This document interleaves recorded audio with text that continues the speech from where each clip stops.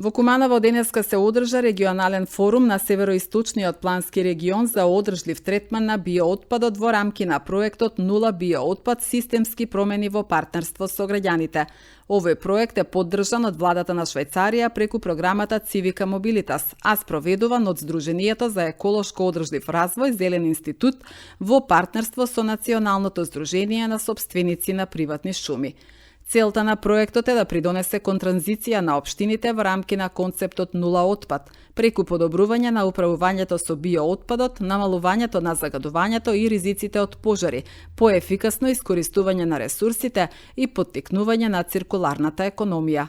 Тоа е целта, да се добијат општини каде што биоотпадот нема да се меша и да се фрла со останатиот комунален отпад, туку ќе се селектира, ќе се сегрегира, ќе се распореди според одредени фракции и како таков ќе си фати различни текови и различно ќе се искористува, затоа што треба сите да сватиме во Македонија дека биоотпадот не е ѓубре, тоа е ресурс кој што може да донесе нова економска вредност, меѓутоа како тој и не смее да биде фрлан по ниви, по полиња, по шуми, по стрништа и да биде доведен во ситуација честопати и да се пали. Затоа што ние гледаме дека последните години имаме многу сериозни проблеми со пожари на стрништа, на отворени простори, на шуми и така натаму. А тоа што гори е најчесто биоотпадот. Откако е направено ова базично истражување што го работеше, велам, тим на експерти, тие наши првични сознанија сакаме да ги продискутираме на форуми, на регионални форуми, на планските региони, за да може директно со оние чинители кои што го создаваат или кои што се заинтересирани да го користат, а секако и општините, кои што мора да се справат со овој проблем според закон, да продискутираме кој е најдобриот начин како кои текови од биоотпад како да се третираат. Проценето е дека има најмалку 40.000 тони годишно. Тоа е најмалку.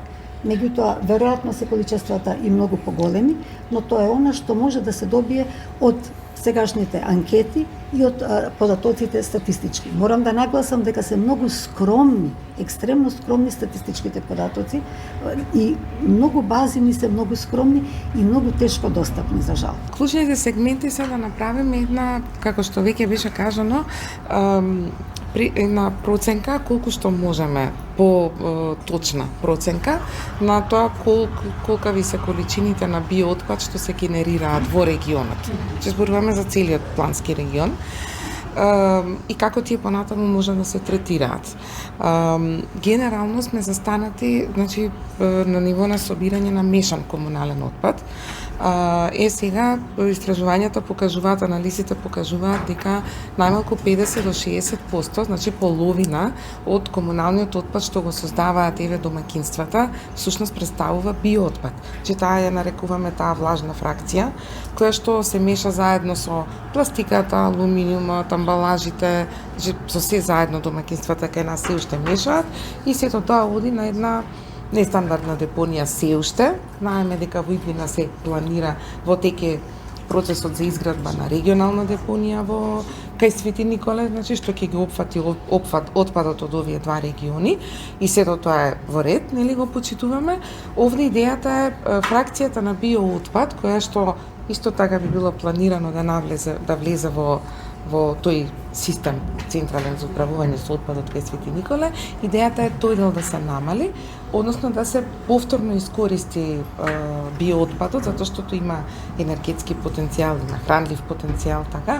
Најмногу она што го препорачуваме како најисплатлива, најевтина опција е да се голем дел, голем процент од овие количини да се наменат за компостирање, значи за компост.